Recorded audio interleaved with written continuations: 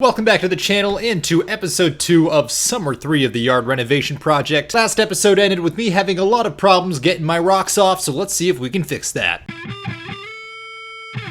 Picking up the morning after the prior episode, all these rocks in the ground I tried removing with a sledgehammer and a shovel, and I had very limited success. I did take out an additional section of the retaining wall, but I needed some assistance getting these other rocks out of the ground. Bringing me to my next backup plan. This is a tiny little jackhammer that I borrowed from my dad. It looks like it was built in 1960 and it is powered by an electrical cord. Let's figure out if this thing works. So without further ado, I began jacking it to get my rocks off. I don't know if I can say that on the internet, but on a more serious note, like I said in a prior episode, these things were all cemented to the ground below what's visible here in the dirt. So basically, I had to slowly chip away the concrete on the bottom because that concrete was softer than the rock itself. Beyond that, these rocks were a lot bigger than I initially thought they were, and most of these were probably in the realm of 300 to 400 pounds, with some of them being even larger than that. At this point, I was realizing that it wasn't a surprise I couldn't move these using only the shovel and a sledgehammer. Being cemented to the ground alone would have made that very challenging, but adding the fact that these are sometimes 300 to 500 or 600 pounds each, that means my hammer blows were effectively negligible when you consider how massive these stones are. But after sweating through every pore on my body for a significant amount of time, we finally got these to at least the point that they could move, and now we were back to square one of having to figure out how to get them out of here, which is still a bit of a bottleneck. Tip on the jackhammer isn't as good as I was hoping it would be, so it's a little bit slow to pierce through. Might just need to be sharpened or need a new bit. Otherwise, these rocks are colossal. I'm not excited to get those moved. I gotta find a way to lift these. That has to be my next step. This is going to be the biggest holdup in this project at this point. At this point, I have totally lost track of how much time has elapsed, but I was able to find an engine hoist, but it didn't have a working cylinder, so I bought a new one powered by compressed air, so I didn't have to spend 3 weeks pumping up every single one of these rocks. And let me tell you, that was worth the extra $30 or $40 because that saved me a whole lot of time. And as you can see on this first rock, it seems to have worked. I got the wheelbarrow underneath and I got at least this first one moved. But as we all know, I am a man of science and it is not a true scientific experimental success until it is repeatable. So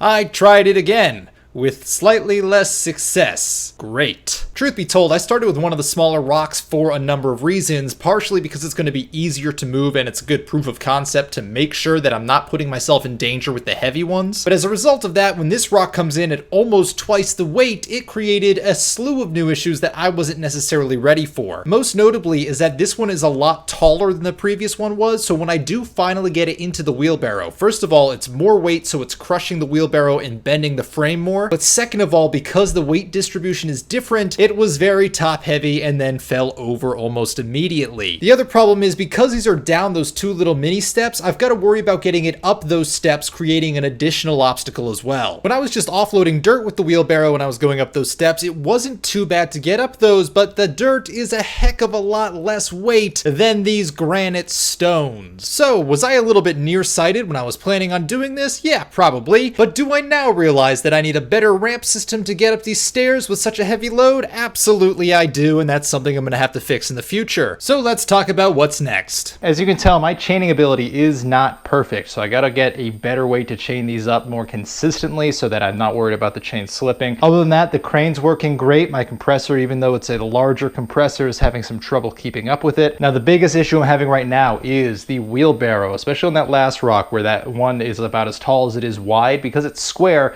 there's no real good way to lay it down, and it's always top heavy. As a result of that, the wheelbarrow keeps tipping because those like wood supports underneath, first of all, they're not meant to hold, 500 to 600 pounds, which I just calculated is what these rocks weigh. And second, I mean, it's old and it's bending anyway. Every time I pick that up, I can feel the whole metal chassis of that thing flexing. I can feel the wood underneath creaking and not really wanting to hold that much. I'm not going to show it, but I'm going to go take a few more stabs at it and hopefully get 3, maybe 4 rocks moved today. That's literally going to be the maximum capacity of my trailer. That's how heavy these things are, is those 3 boulders are going to be my full 1,500 pound capacity. For now, it appears that we have one problem down and 100 cubic yards to go, but that'll do it for this episode. Thanks for watching, and I will see you next time.